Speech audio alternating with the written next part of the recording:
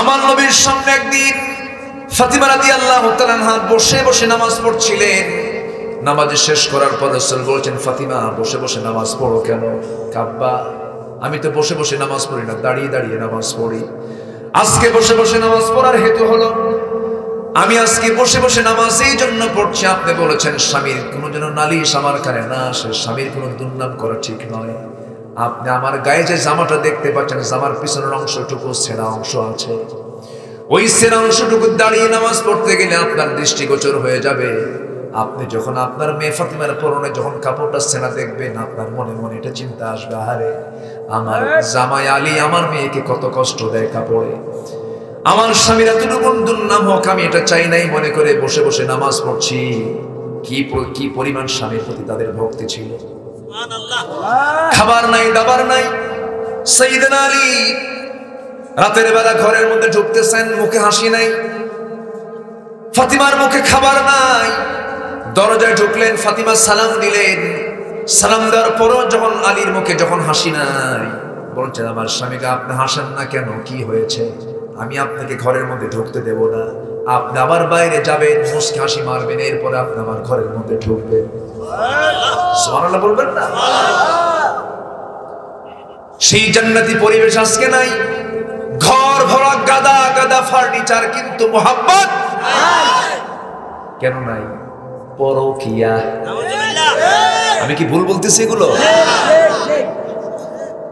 এই ভাইরাস ঢুকেছে আজকে, মারাত্মক আকার ধারণ করেছে।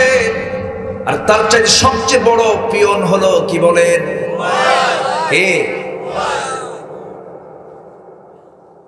শেষ করে দিল সব? হ্যাঁ, কি করবো বলেন তো? আজকে তো ঘড়ি তো ঘুরতেছে খুব, আজকে ঘুরুক, আলোচনা চলো, হুজুর বলুক।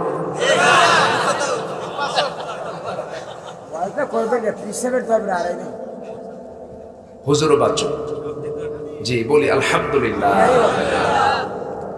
আপনার বাড়ি যাবেন না? বাড়িও যাবেন না? তাহলে থাকেন, আমি যাই।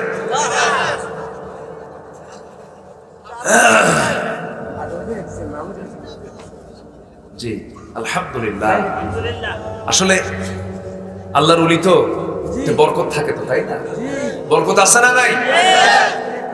এত রাতে মানুষ বসে থাকে। আমি কিন্তু এত রাতে ওয়াজ করি না, আমি এত রাতে ম্যাক্সিমাম মাহফিল আমার 11টা শেষ হয়ে যায়। কিন্তু আজকে আমি লক্ষ্য করছি কোন লোকের কোনো ওঠার কোনো চিন্তাই নাই, মানে বাড়িতে মনে বউ বাচ্চা কেউ নেই, এরকমই তো মনে হচ্ছে। ফাইন ইসতাকামতা ইসতাকামনা ওয়া ইন ইআওয়াজাজতা আওয়াজাজনা আও কামা ক্বালা আলাইহিস সালাতু ওয়াস সালাম। বান্দা যখন ঘুম থেকে সকালবেলা ওঠে, সমস্ত অঙ্গ প্রত্যঙ্গ গুলো সব মাথা থেকে পা পর্যন্ত সমস্ত অঙ্গ প্রত্যঙ্গ গুলো জিহ্বার কাছে চলে আসে। জিহ্বার কাছে এসে বলে, ইত্তাকিল্লাহ ফিনা, হে জিহ্বা তুমি আমাদের জন্য আল্লাহকে ভয় করো, কারণ আমরা তোমার সঙ্গেই থেকে যাই। ফাইন্নামা নাহনু বিক ফাইন ইসতাকামতা ইসতাকামনা, তুমি যদি ঠিক থেকে যাও আমরাও ঠিক থেকে যাব, আর তুমি যদি বেঠিক হয়ে যাও আমরাও বেঠিক হয়ে যাব। কিন্তু মুনাফিকদের সবচেয়ে বড় চরিত্র হলো এরা এদের জিহ্বা কখনো ঠিক রাখতে পারে না। সূরা মুনাফিকুনের শুরুতে আল্লাহ রাব্বুল আলামিন বলেন, ইযা জাআকাল মুনাফিকুনা ক্বালু নাশহাদু ইন্নাকা লারাসূলুল্লাহি ওয়াল্লাহু ইয়া'লাম ইন্নাকা লারাসূলুহু ওয়াল্লাহু ইয়াশহাদু ইন্নাল মুনাফিকিনা লাকাযিবুন। আল্লাহ সাক্ষ্য দিচ্ছেন মুনাফিকরা সবচেয়ে বড় মিথ্যুক। মুনাফিকরা কি হয়? একটা প্রশ্ন করব আমি, এই দেশে যত পেশার লোক আছে, যত শ্রেণীর লোক আছে, কোন শ্রেণীর লোক সবচেয়ে বেশি মিথ্যা কথা বলে? কারা? মুনাফিক তো আছে। কোন শ্রেণীর লোকেরা? হ্যাঁ বলে। আচ্ছা আমার ভাইয়েরা, আমি কিন্তু বললাম না, আপনারাই বলে ফেললেন। স্বাধীনতার এই 52 সাফা আমাদের কানে এসেছে, আসে নাই? কত কি আমরা শুনেছি, কোরআন সুন্নাহ বিরোধী কোন আইন পাস হবে না। কত চাপা আমরা শুনলাম, কত কথা আমরা শুনলাম। মুনাফিকদের চরিত্র হলো যা বলবে তা করবে না, যা করবে তা বলবে না। কিন্তু ইমানদারের জবান এবং কাজ হবে একরকম, মুনাফিকরা তার সম্পূর্ণ উল্টা করে ফেলবে। এই জন্য মুনাফিকের কাতারে যাওয়া যাবে না। আমরা মুমিন যদি হতে চাই, মুমিনের গুণগুলো আমরা নিয়ে আসব। আমার ভাইয়েরা, আরবিতে নাফিকুল ইয়ারবু মানে হলো পাহাড়ি ইঁদুর বলা হয়। পাহাড়ি ইঁদুরকে আরবিতে নাফিকুল ইয়ারবু বলা হয়। মানে পাহাড়ের গর্তে যদি, পাহাড়ের ভিতরে যদি কোনো ইঁদুর ঢুকে পড়ে, মাটির বাড়িতে যে ইঁদুরটা ঢুকে পড়ে খুব ধূর্ত ইঁদুর, তাকে সহজে ধরা যায় না। মুনাফিকের ধূর্তামি, মুনাফিক এত ধূর হয়ে থাকে, এত ধূর্ত হয়ে থাকে, মুনাফিকের সহজে ধরা যায় না। আমার নবীর জীবনে কাফেরের দ্বারা, মুশরিকের দ্বারা যতটুকু না রাসূল কষ্ট পেয়েছেন, তার চাইতে বেশি কষ্ট পেয়েছেন কাদের দ্বারা? আসতে বলবেন না, কাদের দ্বারা? মুনাফিকের দ্বারা। মুনাফিকের নামাজ পড়ে কি পড়ে না? পড়ে, কিন্তু কেমন নামাজ পড়ে? ফাওয়াইলুল লিল মুসাল্লিনা আল্লাযীনা হুম আন সালাতিহিম সাহুন আল্লাযীনা হুম ইউরাউনা ওয়া ইয়ামনাউনাল মাউন। জোরে বলুন আল্লাহু আকবার। মুনাফিকেরা লোক দেখানো নামাজ পড়ে, মুনাফিকরা অবহেলা করে নামাজ পড়ে। আমার নবীর এক সাহাবীর কাছে মুনাফিকদের তালিকা ছিল। মাঝে মাঝে ওমরে ফারুকের মতো একজন দামি সাহাবী তার কাছে যেতেন, গিয়ে আস্তে আস্তে বলতেন, ও সাহাবী শোনো, দেখো তো আমার নামটা তালিকায় আছে নাকি। আর আমরা তো মনে মনে ভাবতেছি আমরা তো জান্নাত পেয়ে গেছি। জান্নাতের সংবাদ প্রাপ্ত একজন সাহাবী ওমরে ফারুকের মতো মানুষ, নবীর মুখ থেকে বের হয়েছে আমার ওমর জান্নাতি। সেই ওমরের মতো মানুষ সন্দেহ করে মাঝে মাঝে গিয়ে সেই দায়িত্বপ্রাপ্ত সাহাবীকে বলতেন, দেখো তো ভাই, ওই যে ৮২ জন নামের তালিকা আছে, ওর মধ্যে আমার নামটা আছে নাকি? কারণ আমার মনে হয় আমার মধ্যে কিছু নিফাকতা থাকতে পারে। কি চিন্তা, কি পেরেশান তাদের মধ্যে কাজ করত। একজন দামি সাহাবী নাফাকা হামজালা চিৎকার মেরে মেরে নবীর দরবার পর্যন্ত চলে এলেন, হুজুর হামজালা মুনাফিক হয়ে গেছে। কারণ নবী আপনার সামনে যখন বসি দুনিয়ার কথা ভুলে যাই, যখন আপনার দরবার থেকে যখন বাইরে চলে আসি দুনিয়ার কথা মনে হয়, তো মুনাফিকের লক্ষণ। রাসূল বলছেন, না রে হামজালা, সব ঠিক আছে, বিয়ে তো আমার সুন্নাত, পরিবার দেখা আমার সুন্নাত, সন্তানের মুখে খাবার তুলে দাও আমার সুন্নাত, ব্যবসা করো আমার সুন্নাত। তবে হামজালা, আমার উম্মতের বৈরাগ্য হলো জিহাদের ময়দান। জোরে বলুন সুবহানাল্লাহ। আমার বন্ধুগণ, ঈমানটাকে যত্ন নিতে হবে, ঈমানের লালন করতে হবে। ঈমান এনেছি এতটুকুন বলি আমি শেষ করতে পারবো না, না না, পরীক্ষাও দিতে হবে, যত্ন নিতে হবে। দুটো আয়াত এসেছে, আল্লাহ তাআলা সূরা আনকাবুতের শুরুতে বলেছেন, আল্লাহ রাব্বুল আলামিন বলেছেন, আহাসিবান নাসু আন ইউতরাকু আন ইয়াকুলু আমান্না ওয়া হুম লা ইফতানুন। আবার আরেক আয়াতে বলছেন, ওয়াল্লাযীনা আমানু ওয়া লাম ইয়ালবিসু ঈমানাহুম বিযুলমিন উলাইকা লাহুমুল আমনু ওয়া হুম মুহতাদুন।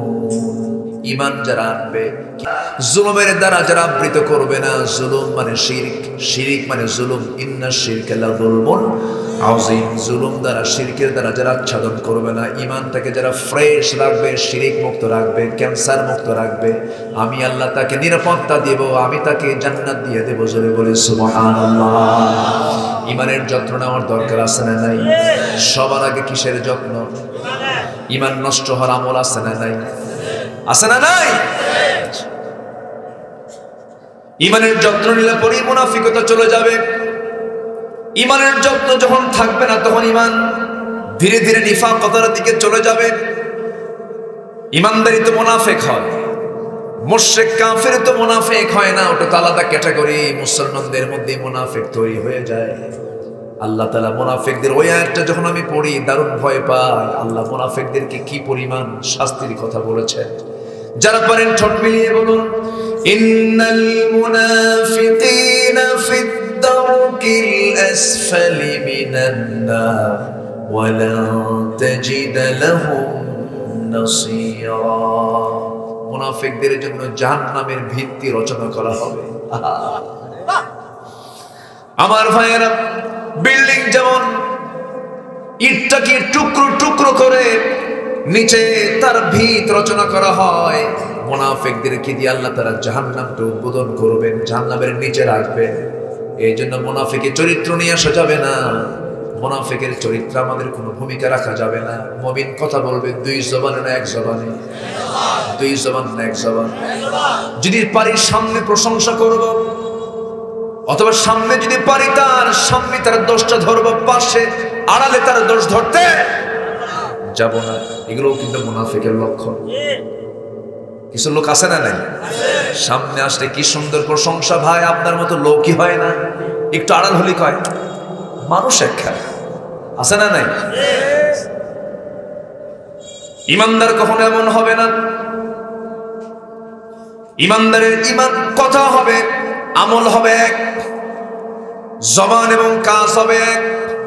আমাদের দেশে সেই ছেলে কবে হবে, কথায় না বড় হয়ে কাজে বড় হবে।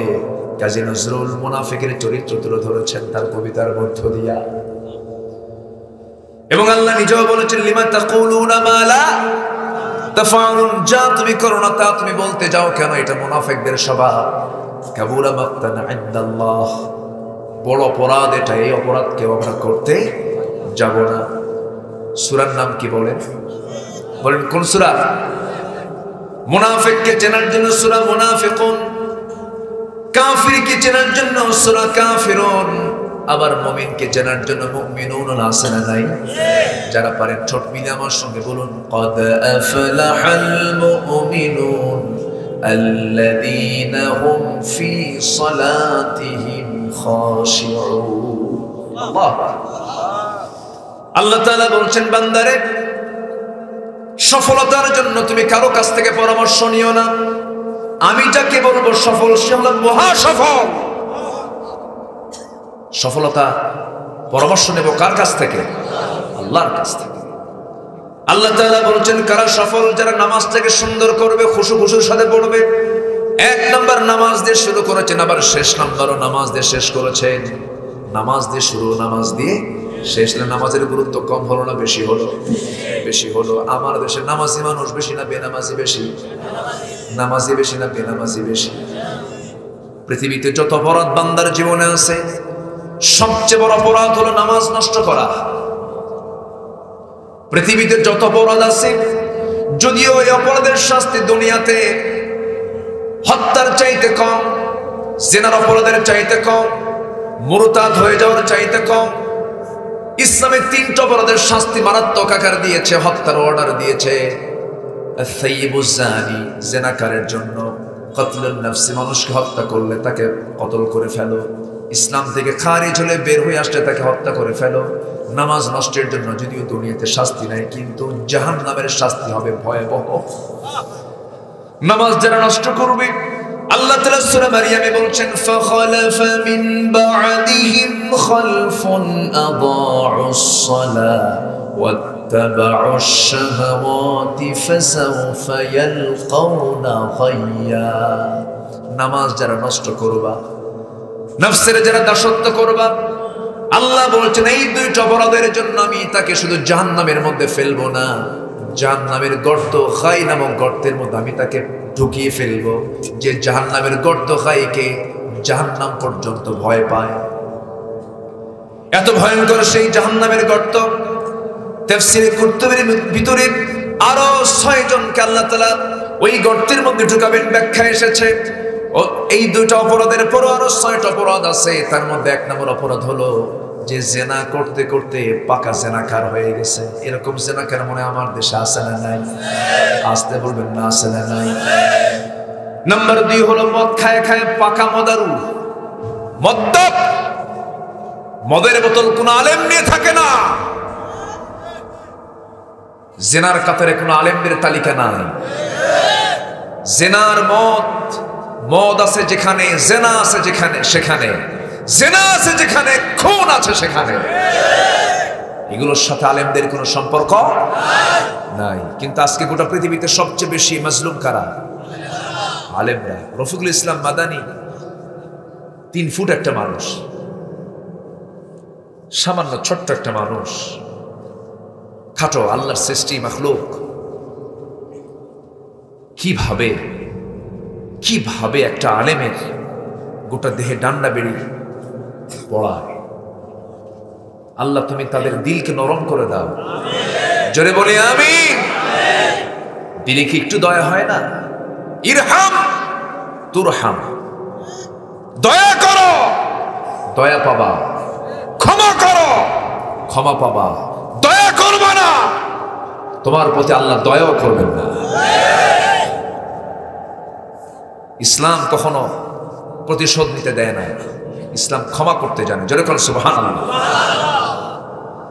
আল্লাহ রাব্বুল আলামিন বলেন, والذين ينفقون في السراء والضراء والكاظمين الغيظ والعافين عن الناس والله يحب المحسنين। যারা ক্রোধকে সংবরণ করে, মানুষকে মাফ করে দেয়, আল্লাহ ওই সমস্ত মুহসিনদেরকে খুব ভালোবাসেন। জোরে বলি সুবহানাল্লাহ। আমার দেশে চলছে ক্ষমার নীতি না প্রতিশোধের নীতি? ক্ষমার নীতি না প্রতিশোধের নীতি? কথা বলবো, কষ্ট হচ্ছে। আবার ওই গ্রুপটা আবার বলে, আমরাও তো কোরআন পড়ি, আমরাও তো কোরআন বুঝি। ওরা কোরআন বোঝই কানার মতো। এক কানা গেছে মসজিদে নামাজ পড়তে, আজান শুরু হয়নি, নামাজও শুরু হয়নি, ইমাম সাহেবের সঙ্গে কানা বাকবিতণ্ডা চলতেছে। কথা বলতে বলতে চরম গন্ডগোল শুরু হয়েছে। ইতিমধ্যে আজান দিয়েছে, নামাজে দাঁড়ায় গেছে ইমাম, পিছনে মুসল্লি ওই অন্ধ লোকটা, কানা লোকটা নামাজে দাঁড়াইছে। সূরা ফাতিহার পর এমন একটা আয়াত বলছে যে আয়াতের অংশ হলো ওয়া কানা মিনাল কাফিরিন। কানার গেছে মেজাজ খারাপ হয়ে, মনে মনে করে কিছুক্ষণ আগে গন্ডগোল হলো, নামাজের মধ্যে ফতোয়া জারি হলো, আমি কানা কাফের। কিছু বলে নাই, চুপচাপ চলে গেছে বাড়িতে। ওইদিকে যিনি ইমাম, তার আবার একটা পা হলো খাটো, ন্যাংরা সাইজের। দ্বিতীয় দিন আবার নামাজে আসছে। ইমাম সাহেবদের তো আবার পছন্দের কিছু সূরা থাকে, যে আয়াত আগের দিন সে আয়াত পরের দিন। যখন শুরু করেছে সূরা ফাতিহার পর, যখনই বলছে ওয়া কানা মিনাল কাফিরিন, ওই আয়াত আবার যখন বলছে, কানা উল্টা লোকমা দিচ্ছে নামাজের মধ্যে, ওয়াল ল্যাংড়ানা মিনাল ফাসিকিন। আমি কানা যদি কাফের হই, তুই ন্যাংরা হলি ফাসিক। ওরা কোরআন বোঝে ওই কানার মতো, ঠিক কি না? কোরআন যদি বোঝে, কোরআন ওয়ালাদের, কোরআনকে যারা পড়ে, কোরআনকে যারা ফলো করে, কোরআনের ইলম যারা বিতরণ করে, তাদের তো অবস্থা এমন হওয়ার কথা ছিল না। গোটা পৃথিবীতে কোথাও অবস্থা ভালো নেই। কাবার দিকে তাকান, কাবার ইমাম কনসার্টের বিরুদ্ধে কথা বলছেন, ফাহিশার বিরুদ্ধে কথা বলছেন, সঙ্গে সঙ্গে খুতবারত অবস্থায় তাকে কট করে জেলখানায় দিয়ে সাজা দিয়ে দিল। এটা ইমানদারের কাজ নয়, এগুলো মুনাফিকদের কাজ।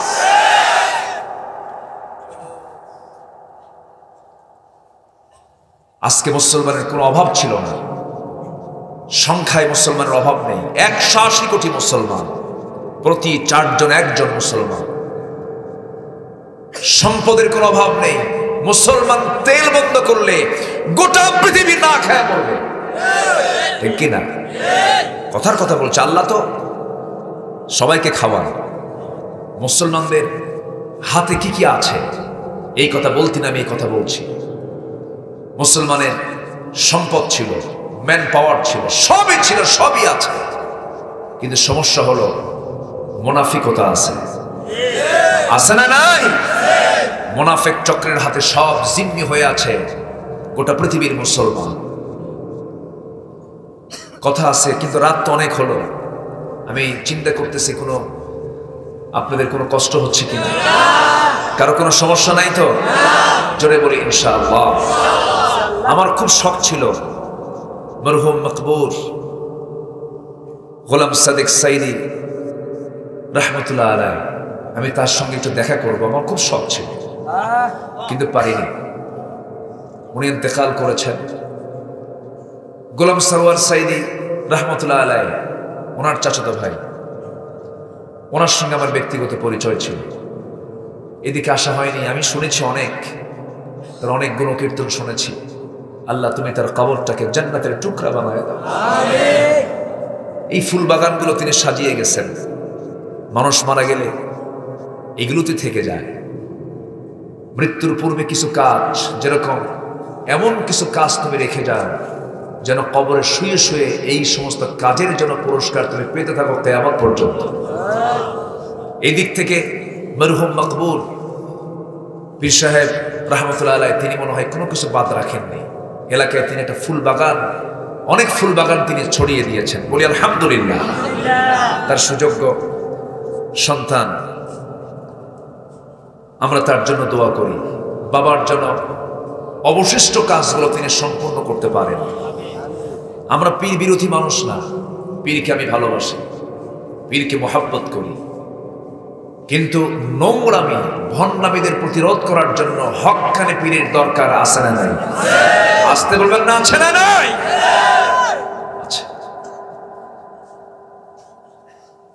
আব্দুল কাদের জিলানী রাহমাতুল্লাহ আলাইহি, শাহ সুলতান বলখি রাহমাতুল্লাহ আলাইহি, খান জাহানিল রাহমাতুল্লাহ আলাইহি, সিলেটের শাহজালাল ইয়েমেন থেকে এসেছেন, ইয়েমেনের রাহমাতুল্লাহ আলাইহি, খাজা মাইনুদ্দিন চিশতি রাহমাতুল্লাহ আলাইহি, কি ভূমিকা তাদের ছিল।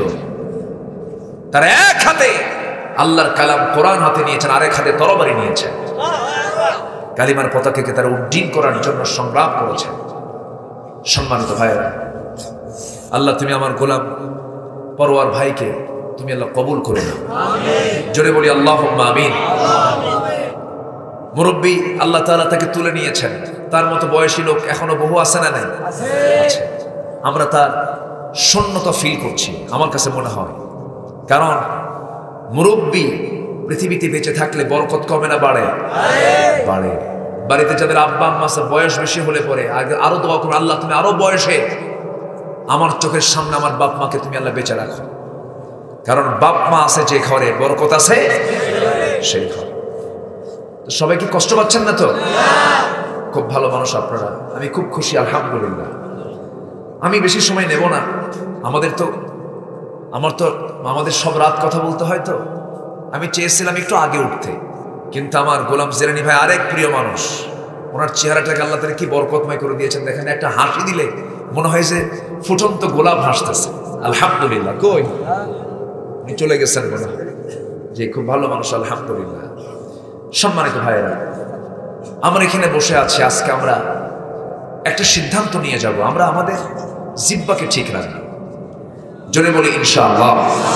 কোরআনের সরাসরি আয়াত এসেছে, আল্লাহ সাক্ষী দিচ্ছেন, আল্লাহু ইয়াশহাদু ইন্নাল মুনাফিকিনা লাকাযিবুন। আল্লাহ সাক্ষী দিচ্ছেন মুনাফিকরাই মিথ্যা কথা বলে। তাহলে মিথ্যা কথা বলবে যারা, কি হবে তারা? মিথ্যা কথা বলবে যারা মুনাফিক হবে তারা। সাক্ষী কে দিলেন? কে সাক্ষী দিলেন? মুমিনদের 7টা গুণ, মুনাফিকদের ভিতরে এই 7টা গুণ থাকে না। নাম্বার 1 হলো নামাজ দিয়ে শুরু, যারা নামাজকে সুন্দর করে। নাম্বার 2 হলো যারা অনর্থক কথা থেকে নিজেকে বাঁচিয়ে রাখে। আনিল লাগফি মুআরিদুন ওয়াল্লাযীনা হুম লিয-যাকাতি ফাঈলুন, যারা সম্পদটাকে পবিত্র করে, যাকাত দেয়। নাম্বার 4 হলো ওয়াল্লাযীনা হুম লিফুরুজিহিম হাফিজুন, লজ্জাস্থানকে যারা হেফাজত করে। কিন্তু লজ্জাস্থানকে হেফাজত করে অন্য নারীর ক্ষেত্রে, কিন্তু স্ত্রী যার আছে, বিয়ে করার হুকুম কে দিয়েছেন?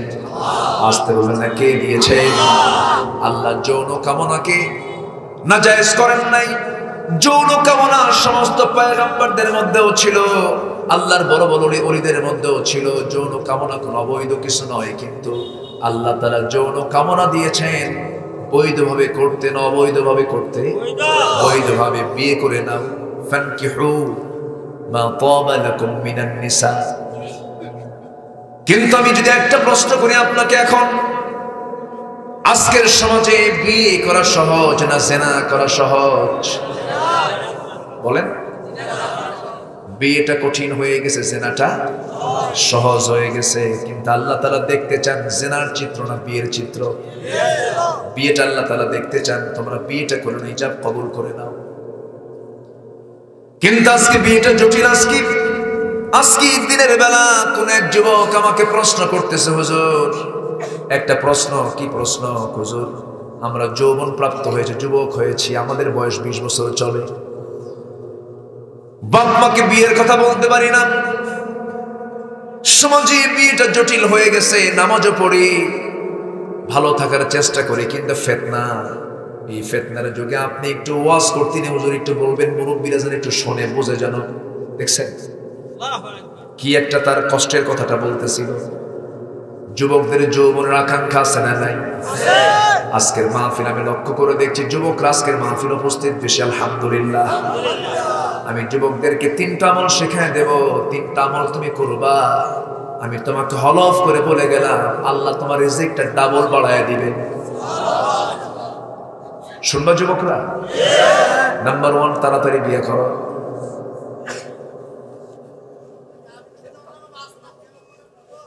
এই তো বলে ফেলছে একটা কথা না? আচ্ছা, আপনারা কি বিরক্ত হচ্ছেন নাকি? হ্যাঁ, ও একজন প্রশ্ন, হুজুর একটা তো করছি, তাহলে আরেকটা কি করবো? আপনারা খুব মানে ঠোঁটকাটা মানুষ, টের পাচ্ছি। আলহামদুলিল্লাহ, ভালো। আমার নবী যেরকম মজা করে কথা বলতেন, রাসূল শুনতেন আবার বলতেন। রাসূল শুনতেন, কিন্তু কিছু কিছু লোক আছে শোনে না, খালি কয়। এরকম কিছু লোক আছে না নাই? রাসূল শুনতেন না বলতেন। আমার নবীজি খুব ফ্রি হয়ে কথা শুনতেন। একদিন এক সাহাবী হঠাৎ করে দাঁড়িয়ে বলছে, হুজুর আমার একটা ওয়াজ শোনে। রাসূল বলেন, তুমি কি ওয়াজ করবে বলো। হুজুর আমার ওয়াজ কি আর সেই ওয়াজ নাকি?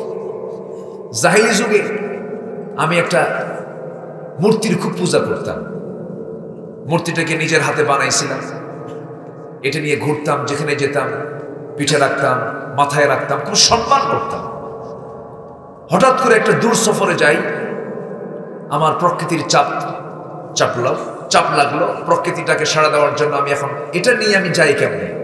আমার তো দেবতা, আমার রবটাকে, আমার দেবতাটাকে আমি একটা উঁচু জায়গায় রেখে আমি আড়ালে চলে গেলাম। কিছুক্ষণ পরে এসে দেখি আমার সেই দেবতার মাথা থেকে পা পর্যন্ত ভেজা। ভাবলাম রহমতের পানি।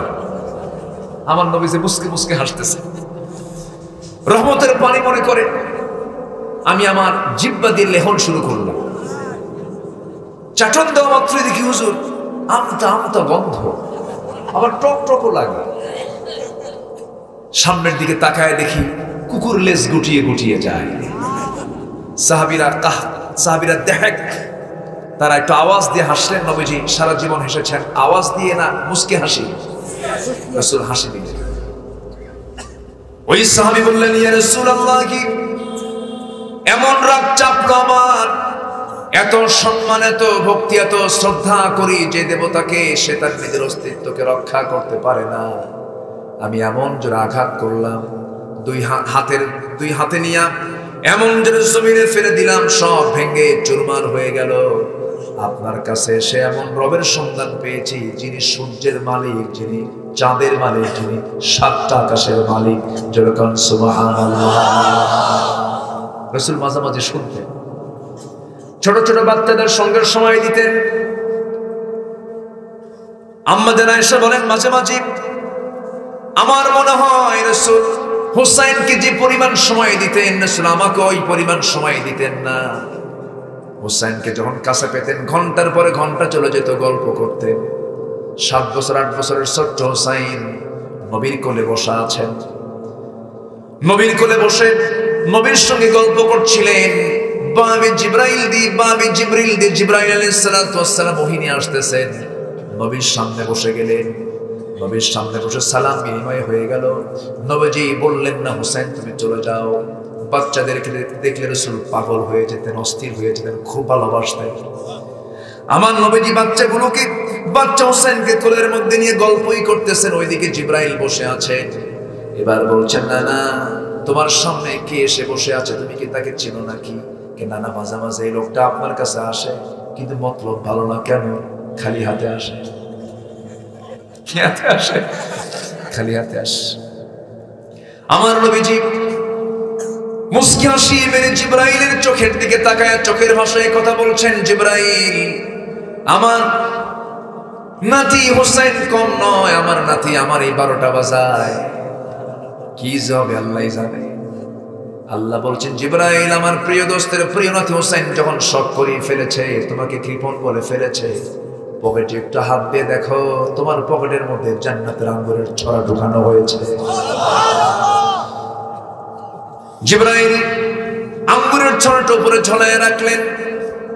নবীজি বলছেন, ও আমার নাতি হুসাইন, কে বলেছে কৃপণ সাহাবী, দেখো তোমার জন্য টসটস আঙ্গুর এনেছে। না না, এতক্ষণ ভাবছিলাম সাধারণ কৃপণ, এখন থেকে মারাত্মক কৃপণ। কেন? পকেট আঙ্গুর থুই আঙ্গুর বের করে না। নবীজি খুব মজার মানুষ ছিলেন। এক কালো মহিলাকে দেখে বলেন, এই কালো মহিলা কোনোদিন জান্নাত পাবে না। কালো মহিলা কাইন্দা শেষ। কিছুক্ষণ পর মুস্কি হাসি মেরে বলেন, মহিলা কান্দো কেন? হুজুর, আপনার মুখ থেকে বের হয়েছে আমি জান্নাত পাবো না। কে বলেছে জান্নাত পাবে না? এই কালো স্রোত নিয়ে নয়, পূর্ণিমা রাতের চাঁদের মতো চেহারা নিয়ে জান্নাতে প্রবেশ করবা। নবীজি মজা করে কথা বলতেন। হুসাইনকে ঘন্টার পরে ঘন্টা সময় দিতেন। কোন একদিনের বেলা নবীজি মসজিদ নববীর ভিতরে কথা বলছেন সাহাবায়ে কেরামকে নিয়ে। দরজায় এক সাহাবী দাঁড়ায় আছেন। হুসাইন রাদিয়াল্লাহু তাআলা আনহু নবীর সঙ্গে দেখা করতে আসবেন, কিন্তু দরজায় সাহাবী দাঁড়ায় বলছে, হুসাইন তুমি কোথায় যাবে? নানার সঙ্গে দেখা করতে যাব। না, এখন যাওয়া যাবে না, রাসূল খুব ব্যস্ত আছেন। চোখ এরকম বড় বানায় বলে, কি বললেন আপনি? আমার যাওয়া যাবে না। আপনারা যে নবীর কথা বসে বসে শোনেন, সেই নবীর চাইতে আমি হুসাইন হাজার গুণে বড়। রাস্তা ক্লিয়ার করেন। সুবহানাল্লাহ বলবেন। সাহাবী মনে মনে চিন্তা করতেছে, যেমন বাপ তেমন ছেলে, আলীর ছেলে, এরকমই তো হওয়ার কথা। কোন হিকমত লাগালো কিছুই তো বুঝলাম না। হুসাইন একটা হুমকি দিয়ে মেরে দিলেন, এমন কথার হিকমত মেরে দিলেন, দরজা ক্লিয়ার। সন্তানটা কার? বাপকে? ওটাও কি কম? উনিও কি কম? নবীজিকে নিয়ে সাথে করে নিয়ে সবাই খেজুর খাচ্ছেন। সাইয়েদনা আলী তিনিও খেজুর খাচ্ছেন। রাসূল খেজুর খাচ্ছেন আর বিচিগুলো আলীর সামনে রেখে দিচ্ছেন। খেজুর খাওয়া শেষ। রাসূল বলছেন, ও সাহাবীরা দেখো, আমরা সবাই খেজুর খেলাম, আলীও খেজুর খেলো। সব খেজুর আলী খাইছে, কেন? তার সামনে কত বিচি দেখো। রাসূল মজা করতেন। আমার নবীজির কথা শুনে সাইয়েদনা আলী বললেন, ও আমার ভাইরা, রাসূল যে বলেছেন আমি বেশি খাই, আমার বেশি খাওয়াটা মানায়, কারণ আমি হলাম আসাদুল্লাহিল গালিব, আমি যোদ্ধা, আমার খেতে হবে, আমার বাহুবল দরকার, খাদ্যের দরকার। কিন্তু রাসূল যতক্ষণ ধরে খেজুরগুলো খেয়েছেন আমাদের মতো করে নয়, তার পদ্ধতি ভিন্ন ছিল। কারণ আমরা সবাই খেজুর খেয়েছি বিচি ছাড়া, আর রাসূল খেজুর খেয়েছেন বিচি শুদ্ধা। কারণ তার প্রমাণ তার সামনে একটা বিচিও নাই। এটার নাম হুসাইন। সেই হুসাইন হচ্ছেন আলীর ছেলে। হযরত আলী রাদিয়াল্লাহু তাআলা আনহু একদিন ওমরে ফারুক সাথে নিয়ে হযরতে ওসমান রাদিয়াল্লাহু আনহুকে সঙ্গে করে নিয়ে, দুজন লম্বা মানুষ, মাঝখানে আলী, ওমরে ফারুক এবং ওসমানকে সঙ্গে করে নিয়ে হেঁটে হেঁটে যাচ্ছিলেন। হঠাৎ করে ওমরে ফারুক একটা কবিতার ছন্দ বলে ফেললেন, আলা বাইনিনা কান্নুনি লানা, আমাদের মাঝে আলী যেন লানা শব্দের নুনের মতো, মানে লামটাও লম্বা, আলিফটাও লম্বা, নুনের মাথাটা কি হয়? ছোট হয়। আমাদের মাঝে আলী যেন লানা শব্দের নুনের মতো, মানে ওমরে ফারুক লম্বা ছিলেন, ওসমান লম্বা ছিলেন, মাঝখানে আলী খাটো মানুষ। একটু সাইজ করতেছেন ওমরে ফারুক, তুই তো খাটো, আমার নুনটা তোমরা বাদ দাও, তোমার আল্লাহ দামি নাই। জোরে করে আল্লাহু আকবার। হযরত আলী প্রচন্ড মেধাবী ছিলেন তিনি। সিফিনের যুদ্ধ লেগেছে কার শাসনামলে বলেন? সিফিনের যুদ্ধ যে হলো, আরে সিফিনের যুদ্ধ হযরত আলী এবং মুয়াবিয়ার মধ্যে যে একটা দ্বন্দ্ব হলো না? এই দুই সাহাবীর মধ্যে দ্বন্দ্ব হলো, সিফিনের যুদ্ধ পর্যন্ত গড়ালো। সেই যুদ্ধে আম্মার বিন ইয়াসির শাহাদাত বরণ করেছিলেন। কিছু সংখ্যক সাহাবী প্রশ্ন করে বসেন, আলী, প্রথম খলিফার সময় গন্ডগোল লাগলো না, দ্বিতীয় খলিফার সময় গন্ডগোল লাগলো না, তৃতীয় খলিফার সময় এত জটিলতা সৃষ্টি হলো না, তোমার সময় যুদ্ধ পর্যন্ত গড়ালো, এর কারণটা কি?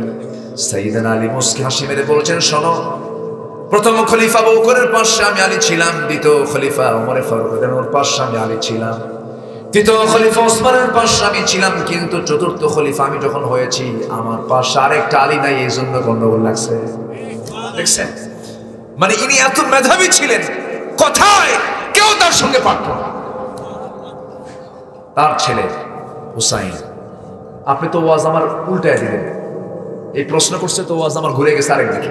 আচ্ছা, এগুলো কথার কি দরকার আছে না বলেন তো? আমার বন্ধুগণ,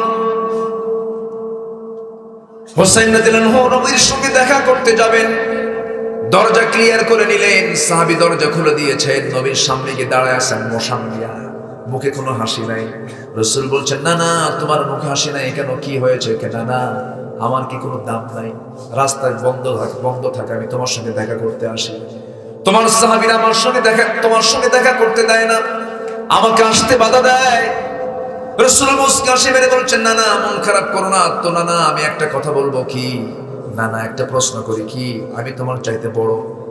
রাসূল বলছেন, তুমি আমার চাইতে বড়? কেমন করে বড় হলে তুমি? কি? না না, আমি তোমার চেয়ে বড়, যে আমি তোমার কাছে তিনটা প্রশ্ন করব, তুমি উত্তরটা দিবা, তুমি বুঝবা আমি ছোট না বড়। কেন না, কি প্রশ্ন বলো?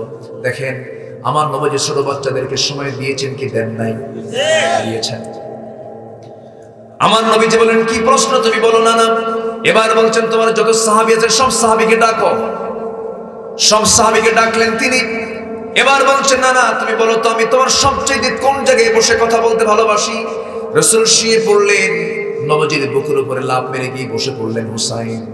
এবার বলছেন, না না, তুমি বলো তো দেখি তোমার বাপের নামটা কি? রাসূল বলছেন, বাপের নাম আব্দুল্লাহ। বাড়ি কোথায়? মক্কায়। কোন বংশ? কুরাইশ বংশ। ও না না, তোমার বাবার আব্দুল্লাহ নাম, কুরাইশ বংশ তার বংশের নাম, এতটুকুই তার পরিচয় শেষ। কিন্তু আমার বাবার নামটা তুমি তো জানো, সাথে আরেকটা যুক্ত হলো আসাদুল্লাহিল গালিব। পৃথিবীর সমস্ত কাফের বেঈমানদের জন্য যাকে সিংহ করে পাঠানো হয়েছে, আমার পিতাকে এক পাল্লায় দেন, আপনার পিতা আব্দুল্লাহকে এক পাল্লায় দেন, আল্লাহর কসম আমার বাবার ওজনটাই ভারী হয়ে যাবে, আমি বড়। রাসূল মুস্কি হাসি মেরে বললেন, না না, আর কি বলবা বলো? এবার বলছেন, না না, বলো তো দেখি তোমার মার নামটা কি? আমার নবী মুস্কি হাসি মারছেন আর বলছেন, না না, আমার মার নাম হলো আমিনা বিনতে ওয়াহাব। বাড়ি কোথায়? মদিনায়। ও না না, তোমার মার নামের এতটুকুই পরিচয় আছে, এর চাইতে বেশি পরিচয় তেমন খুঁজে পাওয়া যাবে না। কিন্তু না না, তুমি কি জানো আমার মার পরিচয়টা কি? যেই মার সঙ্গে তোমার দেহের সম্পর্ক আছে, তোমার রক্ত তার রক্ত, তুমি তাকে না দেখলে তুমি থাকতে পারো না। আমার মা হলেন সাইয়্যিদাতুন নিসাই আহলিল জান্নাহ, খাতুনে জান্নাত ফাতিমা। আর তোমার মা আমিনা ফাতিমাকে দুইজনকে দুই পাল্লায় দিয়ে দাও, আমার মার ওজনটাই বেশি ভারী হবে। না না, বলো তো কে বড়? আমার নবীজি মুস্কি হাসি মেরে সন্তানকে চুমু দিচ্ছেন, নাতিকে চুমু দিয়ে বলছেন, না না রে, আর কি বলবি বল। নবীর চক্ষু লাল হয়ে গেছে, কাঁদতেছে। এরপরে বলছেন, না না, আর কি প্রশ্ন করবি বল রে। না না, এবার প্রশ্ন করছেন, না না, তুমি বলো তো তোমার নানার নামটা কি? তোমার নানার পরিচয়টা কি? এবার রাসূল বলছেন, না না, আমার নানার পরিচয় হলো ওয়াহাব যুহরি। বাড়ি তার কোথায়? মদিনায়। কি করতেন? ব্যবসা করতেন। এতটুকুনি আপনার নানার পরিচয় শেষ। কিন্তু নানা, আপনি তো জানেন নিশ্চয়ই আমার নানার পরিচয়টা কি? আমার নানা হলেন সর্বকালের সর্বযুগের সর্বশ্রেষ্ঠ মহামানব, আল্লাহর পরে যার স্থান, আখির জামানার পয়গম্বর জনাবে মুহাম্মদুর রাসূলুল্লাহ সাল্লাল্লাহু আলাইহি সাল্লাম আমার নানাকে এক পাল্লাই দেন, আপনার নানা ওহাব জরুরিকে এক পাল্লাই দেন, আল্লাহর কসম আমার নানার ওজনটাই ভারী হয়ে যাবে। আমার নবীজি তার কপালে চুম্বন করলেন, গ্রীবা গন্ডদের সব থেকে চুমুতে চুমুতে ভরায় দিয়া বলছেন, নানা রে আজকে আমি তোর কাছে কথার দিক থেকে হেরে গেছি।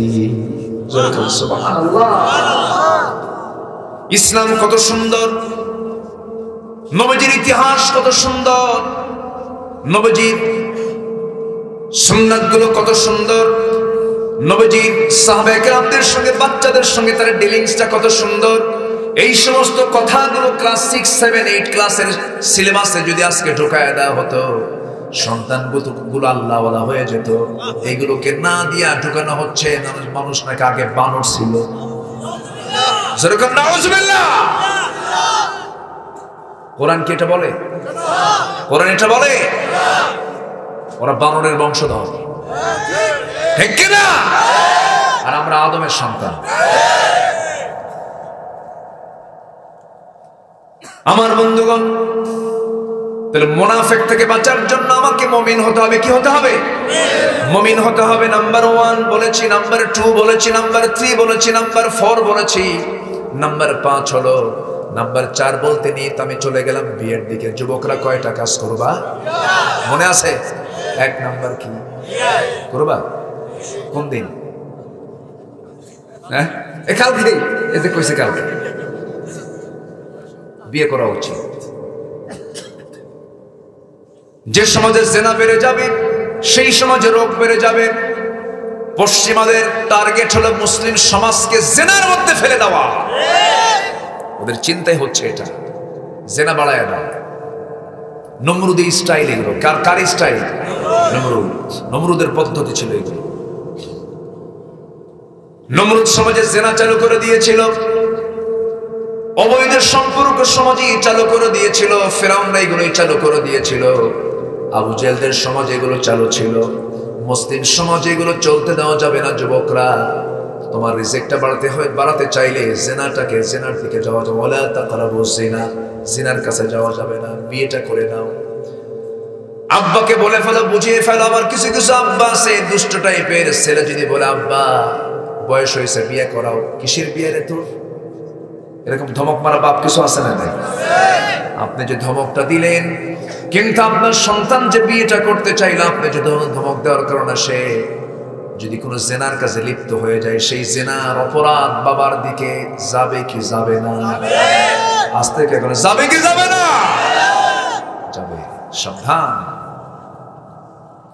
কু আনফুসাকুম ওয়া আহলিকুম নারা। নিজে বাঁচলে হবে না, পরিবারকেও বাঁচাতে হবে জাহান্নাম থেকে। মেয়ে সন্তানদের বিয়ে দেওয়া দরকার, ছেলে সন্তানদের বিয়ে দেওয়া দরকার। 3টা কাজ দ্রুত করো। মানুষ মরে গেলে দাফনটা দাও, জানাজাটা দিয়ে দাও। ঋণ হলে কি করো? পরিশোধ করো। নাম্বার 3 হলো বিয়ের সময় হলে তাড়াতাড়ি বিয়ে দাও। যৌবন চলে এসেছে, বিয়ে শাদী দিয়ে দাও। নবীজি তার পরিবারের বিয়ে শাদী দিয়েছেন, নিজেও বিয়ে করেছেন। নিজে বিয়ে করেছেন, বাপ নাই মা নাই। বিয়ে করেছেন কত বছরে? 25। কত বছর? 25। স্ট্যান্ডার্ড এজ হলো 25। রাসূল 25-এ বিয়ে কাভার করে ফেলেছেন। আমার নবীজি তার মেয়ে ফাতিমাকে বিয়ে দিবেন, প্রস্তাব দিলেন। বিলিয়নার সাহাবী, খেজুর বাগানের মালিক ওলা সাহাবী এসে প্রস্তাব দিচ্ছেন। রাসূল বলছেন নট অ্যালাউ, হবে না, হবে না। আমার কাঙ্ক্ষিত প্রার্থী এখন আসে নাই। সবার শেষে আলী আসছেন, নবীর সামনে দাঁড়াইয়াছেন। সালাম দিয়ে চুপ করে দাঁড়ায় আছেন, নিজের কথা তো নিজে বলা যায় না। রাসূল বলছেন আলী, তুমি জানো কি জন্য আসছো? তুমি কি আমার মেয়েকে বিয়ে করবা না? হুজুর দিলে করা যায়। সুবহানাল্লাহ বলবেন। লজ্জা পেয়ে গেছেন। সবচেয়ে কম বয়সে ইসলাম কবুল করেছেন কে? কে? আমার নবীজি নামাজ পড়েন। নবীজির ডানে জাফর, নবীজির বামে আলী রাদিয়াল্লাহু আনহু। 2 ভাই 2 পাশে দাঁড়ায় গেছে। আবু তালেব বলতেছে, মুহাম্মাদের আমার 2টা সন্তানকে তোর হাতে তুলে দিলাম। রাসূল বলেন, চাচার সন্তান 2টাকে তুলে দিন, আপনার খবর কি? কয়, বাপের ধর্ম ছাড়বো না। বাপের ধর্ম? এরকম তেড়ি মার্কা লোক এখনো আছে না নাই? আবু তালেব মার্কা লোক কিছু আছে না? সাইয়েদনা আলী রাদিয়াল্লাহু আনহু নবীর সামনে দাঁড়ালেন। নবীজি বললেন, ও আমার আলী, আমার মেয়েকে তুমি যে বিয়ে করবা, তোমার কাছে কোনো টাকা পয়সা আছে নাকি? হুজুর, বাড়ি তো নাই, টাকা পাবেন কোথায়? কি আছে তোমার কাছে বলো হুজুর? এই যে ঢাল, এই যে তরবারি।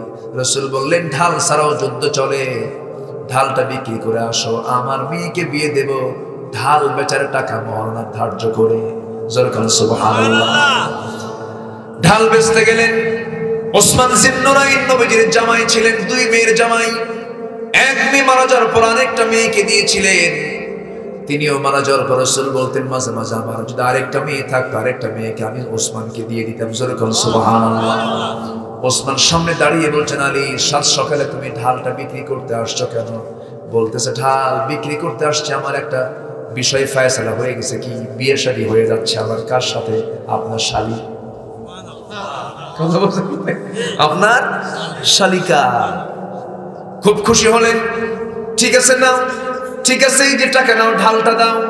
ঢালটা নিয়ে হাতের মধ্যে নিয়ে মুস্কা হাসি মেরে বলছেন, আলী, চলেই গেলেন নাকি? হ্যাঁ, যাচ্ছি, কিছুক্ষণ পর তুমি তো আমার ভাইয়েরা হবে, তোমাকে কিছু দেওয়া দরকার না, ঢালটা তোমারে দিয়ে দিলাম, যাও। ঢালটি নিয়ে আসলেন, নবীর সামনে দাঁড়ায় আছেন। রাসূল বলছেন, আলী, মনে হয় ঢালটা বিক্রি হয় না। হুজুর, ঢাল তো বিক্রি হয়ে গেছে। ঢাল হাতে কেন? গিফট পাইছি। কে গিফট দিল? আপনার বড় জামাই ওসমান। কাম পাও নাই, এমন জায়গায় বেচতে গেছো? কি কথা বলছেন? সব তো নিজের মধ্যে হয়ে গেল। নবীজি মেয়েকে বিয়ে দিচ্ছেন। বিয়ে দেওয়ার সময় বলছেন, মা, বিয়ে তো দিলাম তোমাকে আমি, এমন সুন্দর ছেলে দিলাম যার গোটা মাথা থেকে পা পর্যন্ত সব তাকওয়া দিয়ে ভরা। সুবহানাল্লাহ। রাসূল বিয়ে দিয়েছেন কি দেখে? তাকওয়া দেখে। এখনকার মেয়ের বাপরা বিয়ে দেয় কি দেখে? এই তো দেখেন, যুবকদের ভাষা কেবল বের হইছে।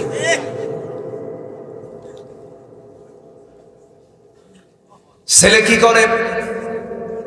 কোন না, এই মানে বিদেশ শিখেছে। বিদেশ তো এই যে দুবাই টবে হবে না, তো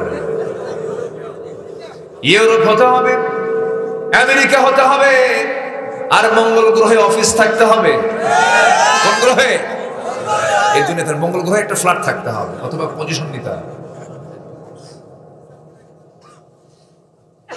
আল্লাহর কসম করে বলি, আল্লাহর কসম করে বলি, সুখ শান্তি, পারিবারিক শান্তি পেতে হলে ইসলাম ছাড়া কোথাও কোনোদিন শান্তি আসতে পারে? আসতে পারে? নবীজি তার মেয়েকে বিয়ে দিলেন। বিদায়ের সময় বললেন, মা শোনো, যাচ্ছ তুমি স্বামীর ঘরে, ছিলে তুমি বাবার ঘরে, এখন থেকে ভাববে তোমার শ্রেষ্ঠ ঘর স্বামীর ঘর, তোমার শ্রেষ্ঠ ঘর হলো স্বামীর ঘর। স্বামীর ঘরে করে খাও, মৃত্যুর দিন পর্যন্ত স্বামীর বিরুদ্ধে যেন একটা নালিশ আমার কানে না আসে। সুবহানাল্লাহ বলবেন না? আর এখনকার মেয়ের বাপরা কি কয়? মা তুই যা, যদি কিছু বলে খালি ফোন দিবি, খাইয়া ফালাম। আসলে এরকম আছে? শান্তি হবে কেমনে? স্বামীর আনুগত্য বলতে কিছু নাই। এখন স্বামীকে দাম দিতেই চায় না। আছে না? আছে না? নাই? চাকরি করলে তো কথাই নাই। হ্যাঁ, সমান। আমার ভাইয়েরা, আমার নবীর সামনে একদিন ফাতিমা রাদিয়াল্লাহু তাআলা আনহা বসে বসে নামাজ পড়ছিলেন। নামাজ শেষ করার পর রাসূল বলেছেন, ফাতিমা, বসে বসে নামাজ পড়ো কেন? কাব্বা, আমি তো বসে বসে নামাজ পড়ি না, দাঁড়িয়ে দাঁড়িয়ে নামাজ পড়ি। আজকে বসে বসে নামাজ পড়ার হেতু হলো, আমি আজকে বসে বসে নামাজ এই জন্য পড়ছি, আপনি বলেছেন স্বামীর কোনো যেন নালিশ আমার কানে না আসে, স্বামীর কোনো দুর্নাম করা ঠিক নয়। আপনি আমার গায়ে যে জামাটা দেখতে পাচ্ছেন, জামার পিছনের অংশটুকু ছেঁড়া অংশ আছে, ওই ছেঁড়া অংশটুকু দাঁড়িয়ে নামাজ পড়তে গেলে আপনার দৃষ্টিগোচর হয়ে যাবে। আপনি যখন আপনার মেয়ে ফাতিমার পরনে যখন কাপড়টা ছেঁড়া দেখবেন, আপনার মনে মনে এটা চিন্তা আসবে, আরে আমার জামাই আলী আমার মেয়েকে কত কষ্ট দেয় কাপড়ে, আমার স্বামীর এতটুকু দুর্নাম হোক, আমি এটা চাই নাই মনে করে বসে বসে নামাজ পড়ছি। কি পরিমাণ স্বামীর প্রতি তাদের ভক্তি ছিল। খাবার নাই, দাবার নাই। সাইয়েদনা আলী রাতের বেলা ঘরের মধ্যে ঢুকতেছেন, মুখে হাসি নাই। ফাতিমার মুখে খাবার নাই, দরজায় ঢুকলেন, ফাতিমা সালাম দিলেন। সালাম দেওয়ার পরও যখন আলীর মুখে যখন হাসি নাই, বলছেন আমার স্বামীকে আপনি হাসেন না কেন, কি হয়েছে? আমি আপনাকে ঘরের মধ্যে ঢুকতে দেব না, আপনি আবার বাইরে যাবেন, মুস্কি হাসি মারবেন, এরপরে আপনি আমার ঘরের মধ্যে ঢুকবেন। সুবহানাল্লাহ বলবেন না?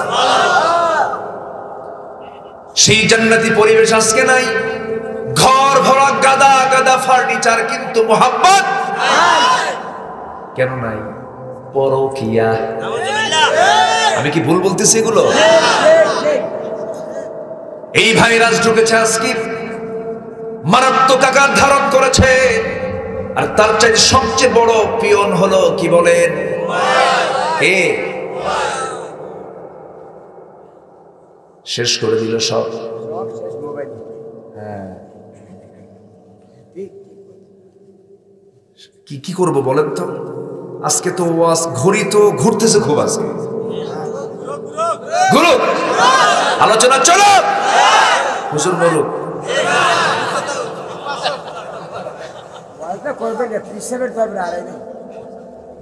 হুজুরও বাচ্চা। জি বলি আলহামদুলিল্লাহ। আপনার বাড়ি যাবেন না? বাড়িও যাবেন না? তো থাকেন, আমি যাই।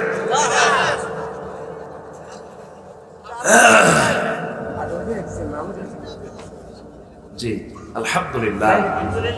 আসলে আল্লাহর ওলি তো বরকত থাকে তো, তাই না? বরকত আছে না নাই? এত রাতে মানুষ বসে থাকে।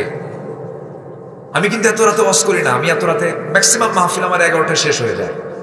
কিন্তু আজকে আমি লক্ষ্য করছি কোন লোকের কোনো ওঠার কোনো চিন্তাই নাই, মানে বাড়িতে মনে বউ বাচ্চা কেউ নাই, এরকমই তো মনে হচ্ছে।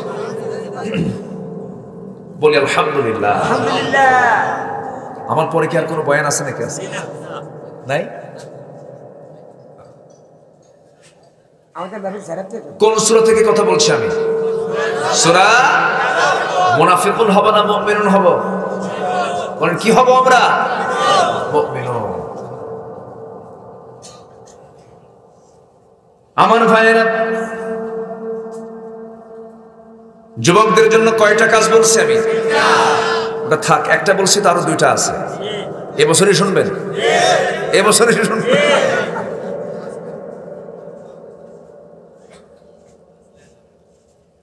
আমাকে গোলাম সরওয়ার ভাই বলতেছে যে আপনার ছেলে মেয়ে কয়জন? বললাম যে আল্লাহ তাআলা আমাকে 4টা দিয়েছেন ছেলে মেয়ে। বড়টা কি করে? আমার 3টা মেয়ে। কেউ তো আলহামদুলিল্লাহ কইল। বিয়ে কি আপনি দিবেন নাকি? জোরে কর না কেন আলহামদুলিল্লাহ। তো বড় মেয়েটা এবার আলিমে পড়ে, ইন্টারে পড়ে। তো ভাই বলতেছে ভাই আপনার ছেলে মেয়ে এত বড় হলো কেমনে? তো বললাম তো ভাইজান দেখে তো এরকম মনে হয়, আমার এই ওয়াজের অঙ্গন চলছে হলো প্রায় 24 বছর। 24 বছর হয়ে গেছে, কিন্তু ফলাফল এটাই পেলাম, কোরআনের কথা বলার কারণে যুগ ধরে যুগ পার হয়ে যাচ্ছে, অন্ধকার প্রকোষ্ঠে সেই মাজলুম মুফাসসিররা ভিতরে অবস্থান করছে। তবে এটার ফলাফল দুনিয়াতে না পেলেও আখিরাতে আছে না নাই? আছে না নাই? আবু হানিফার মৃত্যু হয়েছে কারাগারে, 8 বছর জেল খেটেছে। সৈয়দ আহমদ ইবনে হাম্বলকে মেরে রক্তাক্ত করে জমিনে ফেলে দিয়ে চলে গেছে। কোন ইমাম স্বাভাবিকভাবে তারা থাকতে পারেন নাই। ঈমান টিকে রাখতে গেলে পরীক্ষা দেওয়ার দরকার আছে না নাই? আছে না নাই? কিন্তু মুনাফিকদের কোনো অসুবিধা নেই। মুনাফিকদের কোনো, যেই দিকে বৃষ্টি সেই দিকেই ছাতা, ভিজতে রাজি নেই মাঝে। আছে না নাই? নাম্বার 5 হলো মুমিনের গুণ হলো ইমানদাররা আমানত রক্ষা করে। আল্লাযীনা হুম লিআমানাতিহিম ওয়া আহদিহিম রাউন, আমানত ঠিক রাখে, ওয়াদা ঠিক রাখে। নাম্বার 6। নাম্বার 7 হলো নামাজটাকে যত্নের সঙ্গে তারা আদায় করে। এই 7টা কাজ যে বান্দা করবে, আল্লাহ নিজে ওয়াদা করছেন উলাইকা হুমুল ওয়ারিসুন, এই সমস্ত বান্দা হবে জান্নাতের ওয়ারিস। জোরে কোন সুবহানাল্লাহ। কয় নম্বর জান্নাত? কয় নাম্বার বলেন? 1 নাম্বার জান্নাত। এই জন্য বাবাজি সবাইকে বলবো আমি একটা কথা, কোরআন জানার দরকার আছে না নাই? কোরআন জানতে হবে, কোরআন মানতে হবে, কোরআন বুঝতে হবে। মূর্খ লোকের জন্য জান্নাত নাই। হয়তো কথাটা খুব শক্ত বলে ফেললাম বাবাজি, মন খারাপ করা যাবে না। পৃথিবীর প্রথম মানুষটা মূর্খ না জ্ঞানী? পৃথিবীর প্রথম মানুষটা মূর্খ না জ্ঞানী? জ্ঞানী। শুধু জ্ঞানী না, বিশেষ জ্ঞানী। ওয়াল্লামা আদামাল আসমাআ কুল্লাহা ওয়াল্লামা। এখন তো 26 ইঞ্চি আল্লামা আছে না নাই? আদম আলাইহিস সালাম কত বড় জ্ঞানী ছিলেন। কিয়ামত পর্যন্ত এত জ্ঞানী মানুষ পৃথিবীতে আর আসবে না, কারণ পৃথিবীর সকল কিছুর নামের শিক্ষা আল্লাহ তাআলা আদমকে একমাত্র দিয়েছিলেন। সব নাম তিনি জানতেন, কোন প্রকার ধান, কোন জাতের ধান সব জানতেন। আদম ছিলেন কৃষিকাজের রূপকার, দাউদ আলাইহিস সালাম ছিলেন অস্ত্র নির্মাতা, তারপর ইদ্রিস আলাইহিস সালাম ছিলেন টেক্সটাইল ইঞ্জিনিয়ার। সকল সভ্যতা এসেছে আম্বিয়া কেরামদের মধ্য দিয়ে, আর এরা কয় মানুষ ছিল বাংলা। সম্মানিত ভাইরা, আমরা জ্ঞানী হব। এই কোরআন হিন্দু ভাইদের জন্য ব্রাহ্মণ, তাদের ধর্মগ্রন্থ পড়লেই হয়ে যায়। খ্রিস্টানদের জন্য যারা পাদ্রী, তাদের ধর্মগ্রন্থ পড়লেই হয়ে যায়। কিন্তু মুসলমানদের জন্য শুধু আলেমরা পড়লেই হবে না। মুসলমানদের জন্য কোরআন শুধু আলেমরা পড়বে না, সব মুসলমান পড়বে, সব পড়বে, সবাই পড়তে হবে। না পড়ে জান্নাত পাওয়া যাবে না। কারণ এই বিষয়টা আমি যদি না ক্লিয়ার হই, আমার যদি হালালের জ্ঞান না থেকে, হারামের জ্ঞান না থেকে, ভুল হবে কি হবে না বলেন? হবে। আমরা জানবো। জোরে বলি ইনশাআল্লাহ, আরো জোরে বলি ইনশাআল্লাহ। আমার বন্ধুগণ, এই দুনিয়া ছেড়ে আমিও চলে যাব, আপনিও চলে যাবেন। একটা বিষয় কিন্তু খুব গুরুত্বের সঙ্গে আমি বলেছি, সেটা হলো পৃথিবীতে সবচেয়ে বড় অপরাধের নাম কি বলেন? নামাজ। বলেন কি না? কি নামাজ? কি ছেড়ে দেওয়া? বলেন কি ছেড়ে দেওয়া? সবাই কি নামাজ পড়তে রাজি আছেন? 5 ওয়াক্ত নামাজ পড়বেন কারা? জোরে বলি ইয়া আল্লাহ, ইয়া রহমান। আমাদেরকে 5 ওয়াক্ত সালাত আদায় করার তৌফিক তুমি আল্লাহ দিয়া দাও। জোরে বলি আমিন। হাত নামান। নামাজ শুরু করে কি দিয়া? তাকবীর দেই। কি আওয়াজটা কি দেই বলেন? আরো জোরে। আযান শুরু করে কি দিয়া? নামাজ শুরু করে কি দিয়া? রুকুতে যাই কি দিয়া? রুকু তারপর সিজদায় যাই কি দিয়া? সিজদা থেকে উঠে কি দিয়া? জানাজা পড়ে কি দিয়া? সে আল্লাহু আকবার কে নাকি বলা হচ্ছে, এক শ্রেণী বলছে এটা নাকি নির্দিষ্ট দলীয় স্লোগান। যারা নারে তাকবীরকে নিয়ে বিতর্ক করে, বিতর্কিত যারা করতে চায়, তাদের ঈমানটাও বিতর্কিত, তাদের চিন্তা বিকৃত, তাদের বিশ্বাস বিকৃত, তাদের জন্ম বিকৃত। যদি আল্লাহু আকবার সহ্য না হয়, তোর ওসিয়ত করে যা যে ওদের জানাজা না দিয়ে কুত্তা বিলাই দিয়ে বিদায় করে দাও। ঠিক কি না? এরকম কিছু কুলাঙ্গার আছে না নাই? এদেশের শেকড়ে ইসলাম ঢুকেছে। এই দেশ থেকে ইসলামকে কেউ নির্মূল করতে পারবে না। এই জমিন থেকে ইসলামকে কেউ নির্মূল করতে পারবে না। ইসলাম ছিল, আছে। ইসলাম কার? কারো বাপের, কারো স্বামীর, কারো ভাইয়ের, কোন নেতার? ইসলাম কার? তুমি থাকবা না, তুমি শেষ হয়ে। নমরুদ আছে, নমরুদকে বিদায় করছেন কি দিয়া? যাচ্ছে কেন? ভাবছে যে হুজুর শেষ করবে না, একটু বসেন না। নমরুদকে শেষ করেছেন কি দিয়া? কি মশা? সচল না অচল? মশা কি দুর্বল? মশা দুর্বল না, এই জন্য আল্লাহ মশা পাঠাইছে, অন্য কোনো প্রাণী পাঠান নাই। মশা দারুণ মজবুত প্রাণী। আচ্ছা, মশারি টাঙ্গাই কি থেকে বাঁচার জন্য? কে কে কি শক্তিশালী? কে বলেন? কে শক্তিশালী? কি শক্তিশালী যে আমার জেলখানায় ঢুকতে হয়? রাতের বেলা উপায় নাই, জেলখানায় আমি আছি যেন মশা না আসে। দারুণ শক্তি। ইন্নাল্লাহ লা ইস্তাহি আইয়াদরিবা মাসালাম মা বাউদাতান ফামা ফাওকাহা। আল্লাহ তাআলা এই যে মশার কথা বলেছেন এমনি বলেন নাই, মশার সঙ্গে নমরুদের ইতিহাস আছে না নাই? শেষ করে দিয়েছেন। সে আল্লাহ আজও আছেন না নাই? মশা থেকে 4টা শিক্ষা পাওয়া যায়। মশার যে এক্সাম্পল দিয়েছেন, নাম্বার 1, যে মশা রক্ত খায় বেশি তার হায়াত কমে না বাড়ে? বলেন কমে যায়। ঠিক তেমনি আজকের সমাজে যারা জনগণের টাকা অবৈধভাবে লোপাট করে পেট ভরাচ্ছ তাদেরও হায়াত শেষ। নাম্বার 2,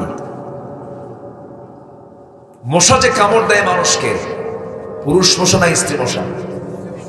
স্ত্রী মশা। আল্লাহ তাআলা এখানে কিন্তু স্ত্রী মশার কথাই বলেছেন, ইন্নাল্লাহা লা ইস্তাহি আন ইয়াদরিবা মাসালাম মা বাউদাতান ওয়ান নাস। স্ত্রী মশার কথা বলেছেন। নাম্বার 3, মশা যখন কানের কাছে এসে গুনগুন করে, যে ভন ভন করে, ঘুম হয়? খুব সুন্দর আওয়াজ না? এই আওয়াজে ঘুম হয় না। তো এই আওয়াজটা যখন করে, এই আওয়াজটা কেন হয়?